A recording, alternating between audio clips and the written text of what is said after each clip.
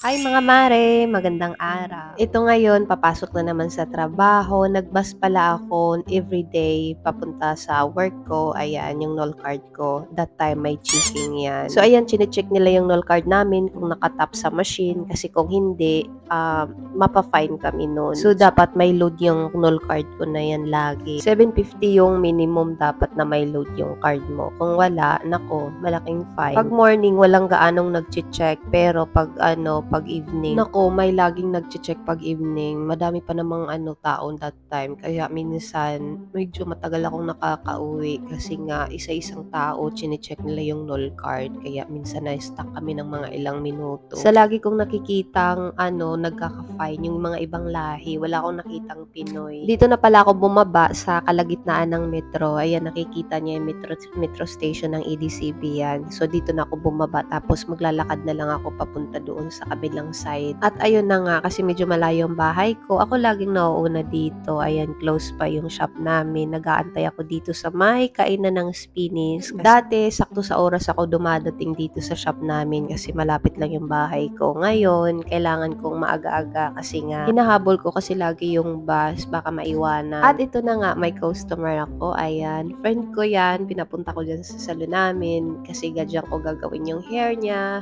Tapos, gusto niyang magpa-highlights. Pero, i-check ko pa yung hair niya kung kayang i-blend to. Kasi nga, nagpa-keratin to at nagpa-rebond at saka nagpa-black siya ng hair. Kaya, i-check ko kung kakayanin namin. Gustong-gusto niya talagang magpa-color ng mga light color. Sabi pa nga niya sa akin, okay lang kung mag-dry. O, ayan. Ako, kung masusunog to, sunog na din yung pagkakaibigan namin ito. Charis.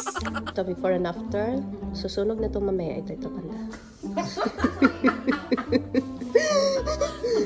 Handa naman na siya masunog dito banda. Oh. Kasi bilinakining niya to eh. Oo, di ba aminado siya? Oh, ito na.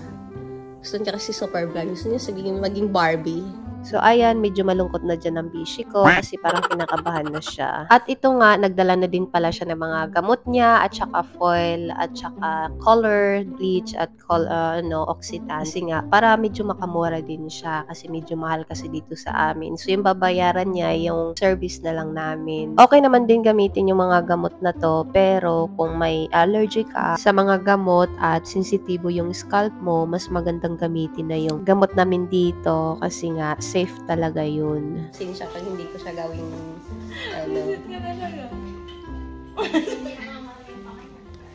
Sino? May ako eh. Yung tawag. Oh, gaganunin mo na lang yan. Marimar, oh. 10 lang yan. Ito yung maganda. Ako naman. Oh, maganda. Ngayon pupuntahin si Madam Bena. Baka di yan bumalik ah.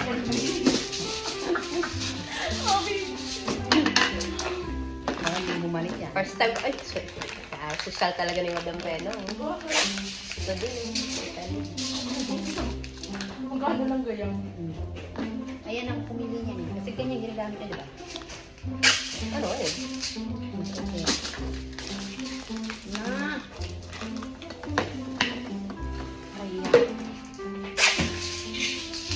So, ayan, yung friend ko na to, karoommates ko yan pala dati ng ilang taon. At ayun na nga, medyo nagmamadali ako that time kasi nga may kasunod akong kliyente that time. Naku, magpapa-facial pa naman yun. Isang oras ko yung gagawin na facial. Kaya kailangan dapat matapos ko na yan si Bishi. Yung gagawing highlights ko ngayon kay Bishi ay medyo malalaki siya, hindi maliliit. Para mukhang highlights talaga siya. Kasi kung maliit na highlights yung gagawin ko, magmukhang full color siya.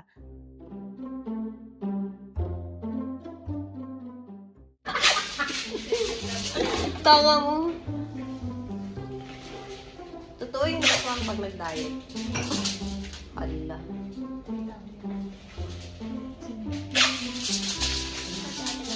Tama naman. Gawin mo ng bilis. Ha?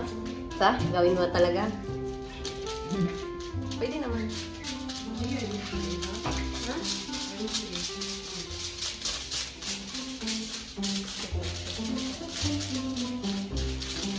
Kala mo lang. Napanaginipan ko na to. Char.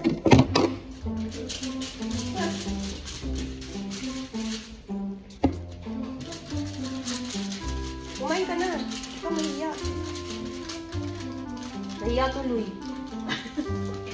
Hindi na kumain. Biswang.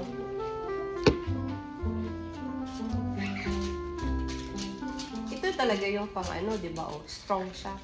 Yung sa atin parang. Dati may ganyan tayo eh, pero sa kuko ginamit.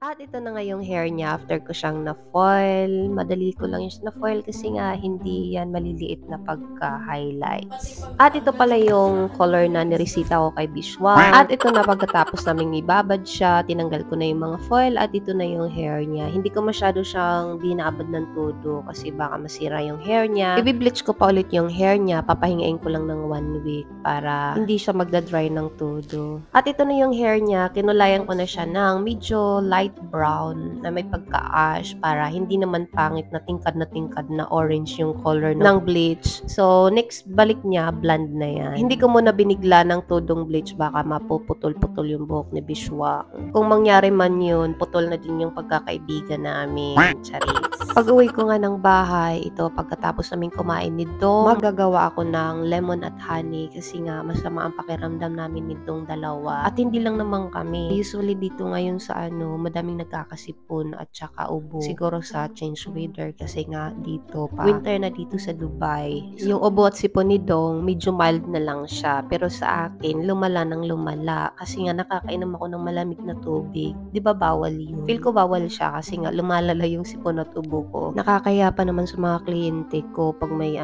sipon at ubo ako kasi pag gumagawa ko sa kanila, kusang pumuputok na lang yung ubo ko at saka yung sipon ko. Hay nako, parang tumatakbo siya ng parang paano na siya pa waterfalls lagi. Kaya nadidistract ako sa ginagawa ko. Nakakaluka talaga tong sakit na to. Hindi ko din siya iniinuman ng gamot kasi nga ayaw kong masanay yung katawan ko ng inom ng gamot pag may sakit kaunti. So ayan, hanggat kaya ko, ito muna ang iniinom ko, lemon at honey. Si Dong hindi masyadong umiinom nito kasi hindi siya nakakatulog agad. Ako, anytime ako nakakatulog. Minsan nga, napagsabay ko pang inumin yung karakti at saka itong ginagawa kong to. Pero, hindi naman nakakatulog naman ako agad. Pero yung iba, hirap silang matulog pag nakainom ng karakti or ito.